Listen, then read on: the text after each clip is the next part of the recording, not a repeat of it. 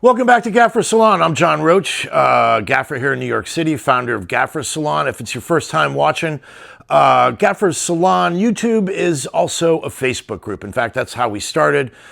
It was based on something David Krupa was doing called Cinematography Salon, and I was looking to talk more about lighting, so I started Gaffer Salon about 4 years ago.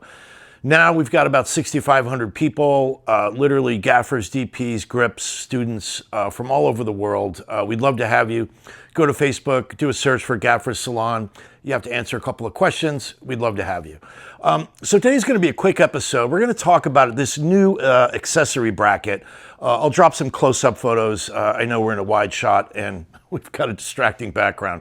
But this is really a terrific new accessory for these Godox mats. So this will include the 4x4 bicolor version, that was the 600 by, or the newest version, which is the F800R, which is the full RGBWW version. They're both 4x4 mats. They both use identical frames. They come with identical frames.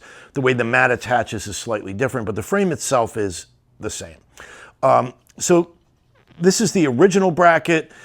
This is a new, what they're calling the support bracket. And so we're going to talk a little bit about the differences and why I think this is an essential accessory to have. So the original bracket was two pieces. You put these two pieces together, you screw them together, and this forms your cross bracket. The 4x frame itself collapses down really small. You expand it and you put your cross bracket. There's a few little sliders here that sort of lock the fold points rigid, and so there's these little thumb screws, and these are little captured screws. And I've heard anecdotally over the last couple of years, particularly from people that first got the original bicolor 4x4 version, that they were having some occasional problems with the screws cross-threading or stripping, and then suddenly, you know, the whole frame is no go. So I think I've largely solved that. If you ever get or have purchased a new C-stand or new combi stand, say from Matthews or somebody, they very frequently apply at the factory white lithium grease on all the lockdowns. So I've simply taken a little dab of white lithium grease. I've sunk the screw once or twice just to get it into the screw holes. And I find, in my experience over the last 2 years or so of having these and building them multiple times, I've not had any problems with cross-threading or stripping. So I think just getting a little bit of lubrication on there goes a long way to, if not fully eliminating that problem, dramatically reducing it. So that's a tip. So essentially this cross bracket was a 2K stud, right, with a standard sort of baby combo setup where you could put a baby stud in the bottom or you could put it through the side. Now I've upgraded my lockdown to the Sin Mill lockdown just because I always prefer to have a really good, strong, beefy lockdown. But otherwise it's the standard OEM bracket. And of course, the problem was if you say put this on a 750 on a baby stud, right, you didn't really have any way to tilt it. So what a lot of people would do is get say a short arm and put it into the end here. So that got you a little further away from the stand and would allow you to sort of use that short arm to sort of give you a tilt, right? So that sort of worked. And generally speaking, I always like to not be on a C-stand. I like to go to a 2 or 3 riser steel combi or a low combi just to really be safer, right? But I have many times used a C-stand when I'm inside, I'm working at an interview height, I'm not going top stick, nothing's crazy, I double bag the stand, and I feel very confident that it's safe and secure. So we'll talk a little bit about where all the advantages come with this new support bracket. So it's designed essentially the same. It's obviously a little bit longer, and you've got two sort of ratcheting lockdowns, right? Or adjustable, right? You could adjust where this sits. And this here is adjusting your tilt, right? And you've got a very positive lockdown here. I am super confident that this is not going anywhere. So this is really nice. It gives you this tilt capability, even off a C-stand. So I would say if you're doing like an interview setup where the light's not going terribly high, you double bag this is going to be a solid build. So you get this tilt capability. Now, in addition to that, you've got this second lockdown, and that allows you to slide this whole mechanism across the frame. So you could either be centered, you could be slightly offset, you could be fully offset.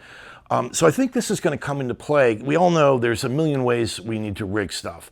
Sometimes you're going to have this on the end of a Max Menace arm, or maybe a traditional regular Menace arm, or we're going to be in the grid coming down off a stirrup, et cetera, et cetera. So this allows you to sort of position this where it makes most sense for whatever particular rig you're doing. So where this is really good is like I remember recently we were rigging this overhead, doing an exercise video, and the person that was rigging off the ladder is not big and tall with super long arms like I am, and they were having a difficult time reaching to the center of this to make an adjustment, right, off the top of a 12-foot ladder. So this is really nice because you could then, say, position it a little more towards the edge, way more accessible. You can still get all your tilt. So in addition to the tilt in that rigging situation, you could also get some articulation this way. Now you wouldn't need to do it on a stand because of course you could simply just pan the whole stand, right, the whole frame.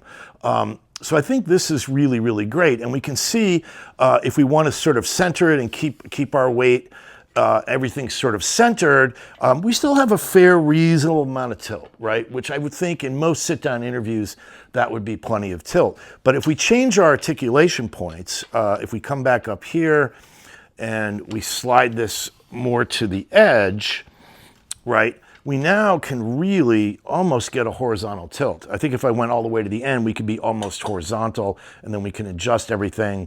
Now, this situation you're probably not going to do because you end up with the stand right here, right? So in the times that you're going to want to go almost horizontal to the ground, you're probably going to be on a Menace arm or something like that. But again, this just gives you a lot of flexibility and a solid lockdown for a variety of rigging situations. So for me, I think from here on out, I'll be using this bracket in 99%. I'm having a hard time figuring out why I would need the original bracket.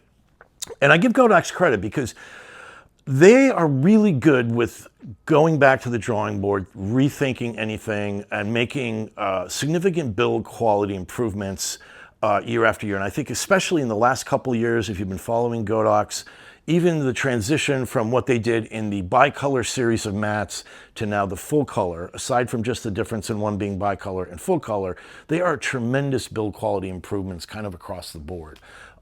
So coming out with something like this, and again, at an affordable price. This is a $129 accessory. There is a lockdown here. Now this lockdown, if you release that, this collapses down.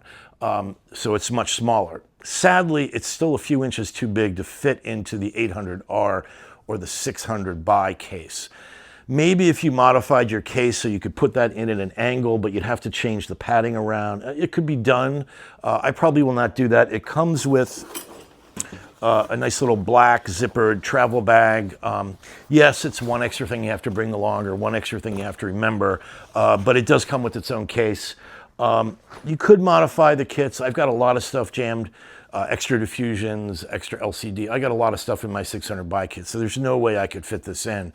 But I do feel strongly enough that this is almost an essential item to send out with these lights that I'll ultimately get one for every 4x4 Godox light that I own.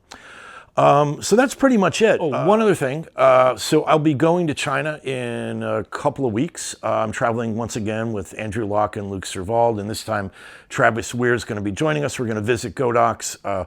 We did something very similar when we consulted with Nanlux and Nanlite earlier this year. I just find these trips so valuable because it's really this sort of back and forth with these manufacturers. Like, we really like to let them know what we need, what we want, what we like, what we don't like about what they're doing, you know, help them, particularly for a Chinese manufacturer like Godox, to understand here in the US, like what is our markets like? How do the feature guys, what do the feature guys and girls' needs, how do they differ from, say, us owner ops? There's kind of a big tier, right, in the pro market, different needs, different wants, etc. And we don't just talk about lights, right, because when you're making a professional line, and so we're going to be talking exclusively about their no-lid line, Godox no-lid line of product, which is aimed at the professional market. So you also have issues like service and support, warranty, repairs, all those kind of things which become more and more important as you enter into the pro market. So we're looking forward to visiting Godox, touring the factory, sitting down with the engineers, talking about product development. So that's about it. Thanks so much for watching. I'd love to hear it if you have any questions, concerns, comments, particularly relative to Godox's no-lid line, something that maybe would be worth bringing up while we're in China. Love to hear from you. Either drop a comment or you can send me a private message, or Andrew or Luke, or Travis for that matter. So anyway, thanks again. Hope to see you in Gaffer Salon. Thanks for watching.